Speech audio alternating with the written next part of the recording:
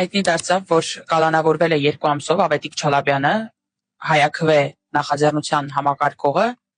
հայաքվե նախաձեռնությունը եւ Ավետիք Չալաբյանը հայտնի են իրենց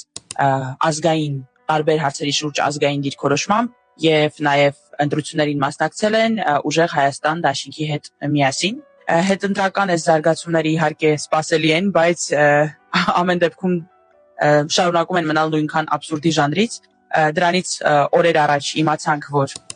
Ուզարկություն է եղել Իշխան Սաղաթելյանի տանը եւ քրեական գործ են հարուցել, շատ հետաքրքիր իշխանական լրատվամիջոցներում շատ հետաքրքիր հոդվածներ հայտնվեց, որ Իշխան Սաղաթելյանի կնոջ մեքենայում ոսկյա զարդեր եւ փող է հայտնաբերվել, հետո պարզվեց, որ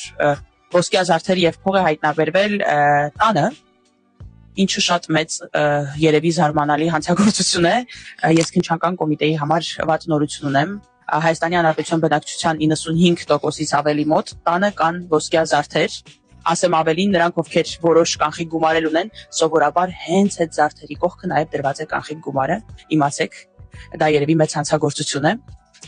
Համ կատակ եմ անում, համ հասկանում եմ այս ամեն ինչի աբսուրդը եւ վտանգավոր լինելը, դրանից էլ օրեր առաջ ԿԸՀ-ն բավարարել է Հայաստան դաշինքի առաջնորդ Ռոբերտ Քոչարյանին անձեռնամխելիությունից զրկելու դատախազության հայցը դեռ նփակ նիստում, որտեղ լրագրողներ չկային եւ չգիտեին ինչ հարց է քննարկվում,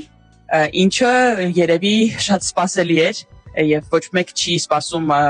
կենտրոնական ընտրական հանձնաժողովից, որ պետք է ինչ-որ իրավական հիմքեր փնտրեն, հասկանան դա պետք է բավարարել թե չէ։ Բոլորս հասկանում ենք, որ քաղաքական հրամաններ կա եւ այդ քաղաքական հրամանները առանց որևէ կերպ վերլուծելու եւ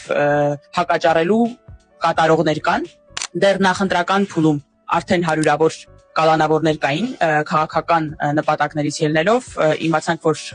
Սամվել Կարապետյանը հայտնել է, որ 103 կալանավորված միայն իրենց դաշինքից եւ համագիրներից կան, Արմեն Աշոտյանը, Անդրանիկ Թևանյանը նախընտրական շրջանում են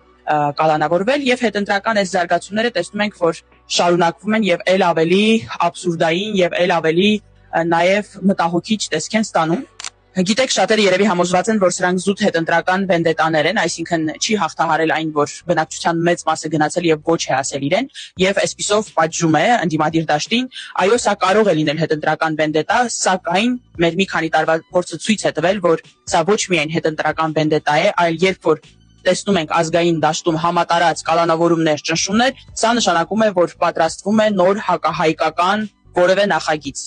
Դա կարող է լինել սահմանադրության փոփոխություն հակաօրինական եղանակով, դա կարող է լինել ազգային սիմվոլների արգելում, որը տեսնում ենք հենց այս օրերին, դա կարող է լինել հայ առաքելական եկեղեցու դեմ հարձակման հերթական արարը, դա կարող է լինել ադրբեջանական հերթական պահանջի ապահովումը։ Ինչ անել նման դեպքերում, զգոն լինել, հասկանալ, որ կա վտանգ եւ պատրաստ լինել հակաազգային ցանկացած գործողության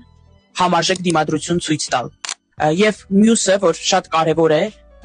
այսպիսի ռեպրեսիաներին լրացնելու փորձերին միայն մի ելք կա, երբ որ կալանավորում են, լրացնում են մեկին, դրա փոխարեն պետք է խոսեն երկուսը։ Երբ որ կալանավորեն, կլրացնեն երկուսին, իրենց փոխարեն պետք է խոսեն եւս 4-ը։ Միայն այս դեպքում այս ճնշումները կդադարեն եւ նրանք կհասկանան, որ այս ճնշումներն իրենց դեմ են գործում։ Եվ նաեւ ամբողջ ընդդիմադիր դաշտը պետք է միասնական հակահարված տալուն պատրաստ լինի։ Այնպես որ պատրաստ լինենք կանգնել յուրաքանչյուր քաղբանտարկյալի կողքին, խոսել, չլռել եւ պատրաստ լինել համակարգված դիմադրության։